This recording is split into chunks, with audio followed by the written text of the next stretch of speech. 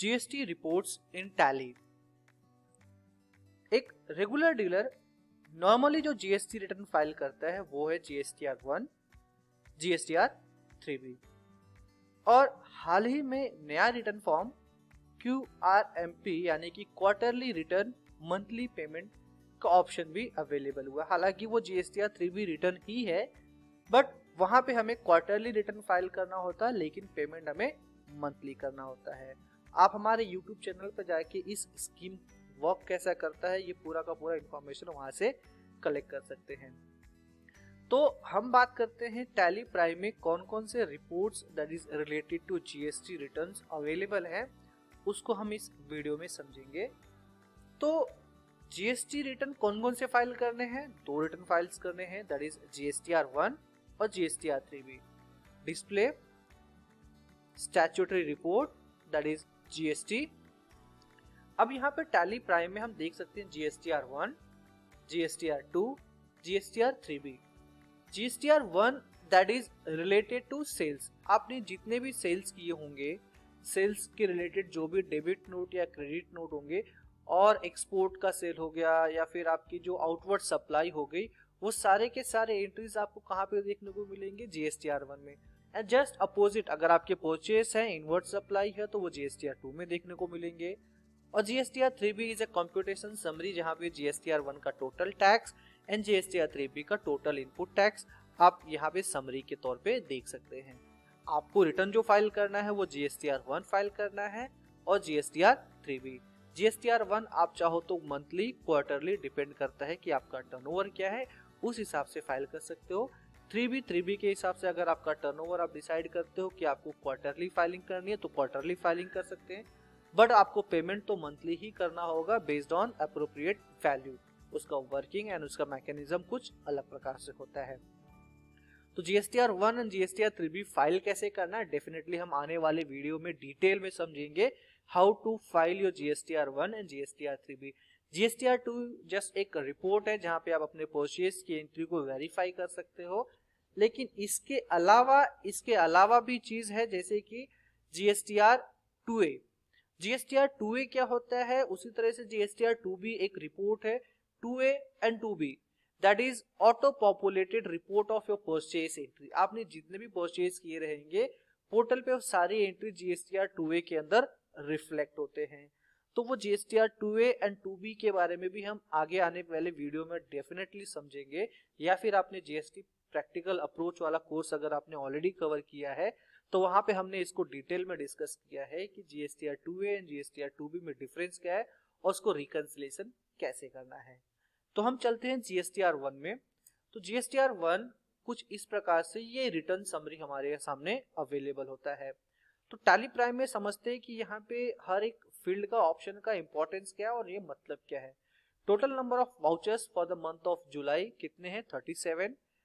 That is उसमें से 9 entries ऐसे हैं जो कि रिलेटेड टू सेल्स के हैं, 8 एंट्रीज में कोई प्रॉब्लम नहीं है, 27 एंट्रीज ऐसी है जो कि GSTR1 से रिलेटेड नहीं है। अगर आप यहाँ पे देखना चाहो ड्रिल डाउन करके यहाँ पे देख सकते हो कि ये स्टॉक एडजस्टमेंट एंट्री है, तो ऑब्वियस बात है ये सेल से कोई लेना देना नहीं है। उसी तरह से यहाँ पे आप इसके journal, payment, receipt, journal entry जो कि सेल्स से इसका कोई लिंक नहीं है, तो यहाँ पे ये नॉट रिलेवेंट में आ जाता है। इंक्लूडेड यानी कि ऐसी एंट्री जो जीएसटी में इंक्लूडेड है।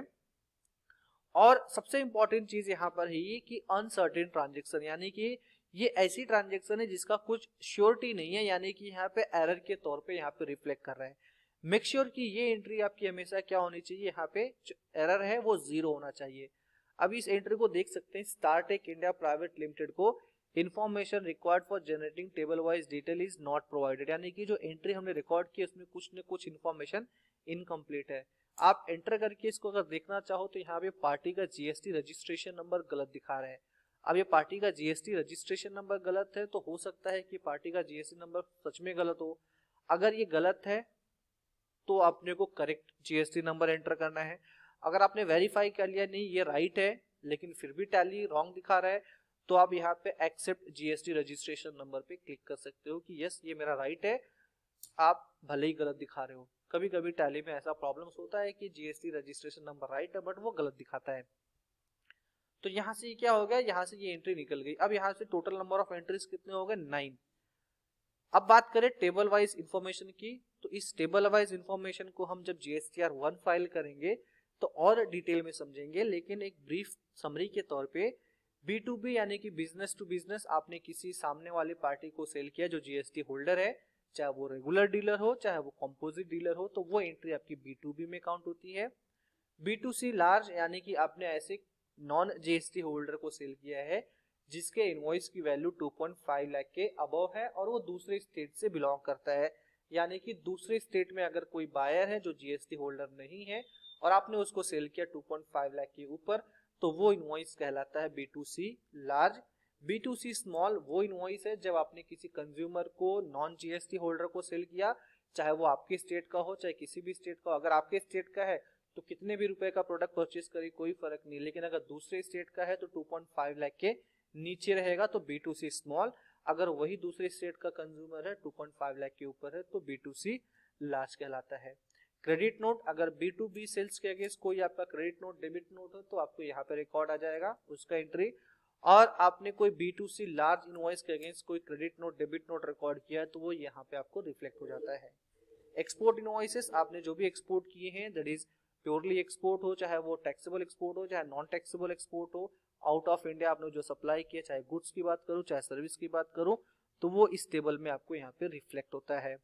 Tax liability on advance receipt, वो भी हमने समझा था कि हमने जब जर्नल एंट्री के थ्रू टैक्स लायबिलिटी रेज की, वो एंट्री यहाँ पे हम देख सकते हैं। हमने कोई एडवांस पहले लिया था उसका इस महीने सेल हो गया, तो हमने जो एडवांस अमाउंट एडजस्ट करते हैं लायबिलिटी का वो यहाँ पे देख सकते हैं।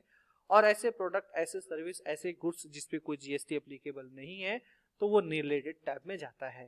HSN समरी, यहाँ पे HSN वाइज डिटेल देख सकते हो कि आपने कितने HSN वाइज प्रोडक्ट सेल किए हैं, और ये टोटल फिगर जो टैक्स का अमाउंट है टैक्सेबल अमाउंट है ये आपके इस टोटल फिगर से मैच होना चाहिए। यहाँ पे टैक्सेबल अमाउंट टैक्स अमाउंट, अगर आप चाहते हो कि CGST SGST अलग अलग दिखे तो F12 कॉन्फ़िगरेशन में यहाँ पे ऑप्शन दिया हुआ है जहां पर आप टैक्सेबल अमाउंट, IGST का टैब, CGST SGST सेस और टैक्स अमाउंट को अलग अलग देख सकते हो। डॉक्यूमेंट समरी यानी कि आपने कितने इनवॉइसेस रेज किए, चाहे वो डेबिट नोट हो क्रेडिट नोट हो परचेज हो, जितने भी इनवॉइस आपने रेज किए रहेंगे सारा का सारा डॉक्यूमेंट समरी यहाँ पे दिखता है, और ये इनवॉइसेस आपको at the time of filing GSTR 1 declare करना होता है। तो GSTR 1 जब फाइल करेंगे तो डेफिनेटली हम यहाँ पे इसको समझेंगे। अमाउंट एडजस्टमेंट एडवांस वाली बात है, ये एडवांस एडजस्टमेंट का है। राइट साइड में यहाँ पे टैब बटन दिए हुए हैं, पीरियड चेंज करना है, कंपनी चेंज करनी है, और सबसे इंपॉर्टेंट चीज ये है कि ये तो हमारा जो समरी हम अब देख पा रहे हैं GSTR 1 ये हमारा रिटर्न समरी कहलाता है। अब इसको रेट वाइज अगर देखना चाहो, नेचर वाइज देखना चाहो तो नेचर व्यू पे क्लिक करके डिटेल में यहाँ पे डिटेल कर सकते हो। अब यहाँ पे देख सकते हो कि आपने जो लोकल सेल्स किया है टोटल अमाउंट इतना है, उसमें से आपका 12% का इतना सेल है, 18% का इतना है, एग्जेम्प्ट इतना, नेल रिलेटेड इतना, इंटरस्टेट में 5% का सेल कितना है, यानी रेट वाइज सेल्स भी आप देख सकते हो। हालांकि हमने जितनी भी एंट्री देखी हमने कहीं पे भी लेजर अपना रेट वाइज क्रिएट नहीं किया था, और ना ही CGST SGST में हमने कोई रेट डिफाइन किया, हमने सिर्फ simple input CGST output CGST ledger follow किया है। लेकिन जो GST रेट हमने स्टॉक आइटम में, जो GST रेट हमने सर्विस लेजर में डिफाइन किया, उसके अकॉर्डिंगली यहाँ पे बाय डिफॉल्ट ये सारे के सारे टेबल क्या होते हैं, अपडेट होते चले जाते हैं। तो यहीं पर आपकी लायबिलिटी जो अमाउंट रहेगी एडवांस की वो भी एडजस्ट हो जाएगी, अगर आपका लेस ऐड करना तो वो यहाँ पे ऐड हो जाएगा। तो ये हो गया आपका GSTR 1 समरी।